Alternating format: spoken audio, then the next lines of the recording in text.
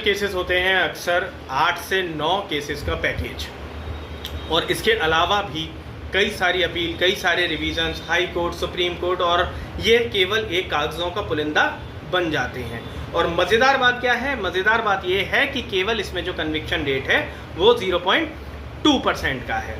Matrimonial cases में पैसा बहुत तेज़ी से बहता है, समय बहुत तेज़ी से बहता है। वो इसलिए क्योंकि इमोशंस बहुत हाई रन हो रहे होते हैं और एक ईगो वॉर सेटअप हो गई होती है। मैं आपको ये क्यों बता रहा हूँ कि अभी हमने एक केस निकाला, मैट्रिमोनियल डिस्प्यूट था, और वर्स्ट काइंड ऑफ एफआईआर जो आप इमेजिन कर सकते हैं लड़के की फैमिली पर वो करी गई थी।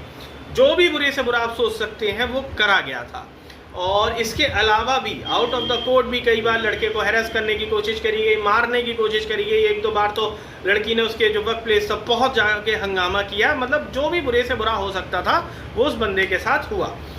2 साल का जो है वो वक्त लगा, जो मैं हमेशा बात करता हूँ कि स्टैंडर्ड वक्त होता है 2 साल का। 2 साल बाद जो है थोड़ी सी अकल लोगों में आने लगती है। 2 साल का वक्त लगा तो जो डिमांड लड़की की जो थी, अंत में वो शुरुआत में वो 75 लाख के आसपास की डिमांड उसके द्वारा रखी गई थी। अंत में आके जो वो बहुत ही रीजनेबल अमाउंट पे उन दोनों का सेटलमेंट हो गया। इन सेटलमेंट का मतलब उनका सेपरेशन हो गया और केसेस वगैरह समाप्त हो गए। तो जो एक असली बात है सारे वो यही है, कोर यही है कि जो मैंने बताया ना 0.2% कन्विक्शन रेट का मतलब है कि इसमें कुछ भी नहीं होने वाला है। लेकिन आप हाथ पैर मारते हैं, बहुत ज़्यादा मारते हैं, क्योंकि आपको पता है कि ये सारी जो वॉर है वो इमोशंस की चल रही होती है और अंत में दोनों पार्टीज़ को ऑन टेबल आना ही होगा।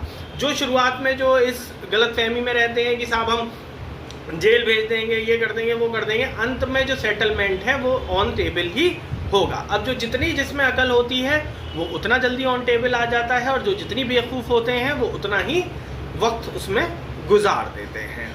मेरे जो भी भाइयों के जो केसेस वगैरह चल रहे हैं उनको ये समझना होगा कि इन द एंड हर एक केस में आप चाहे घूम लीजिए, आप अपने वकील साहब से कहीं भी फैमिली कोर्ट्स में जाइए, आप ये पता करिए कि कोई भी मुकदमे अंत कैसे हुए हैं।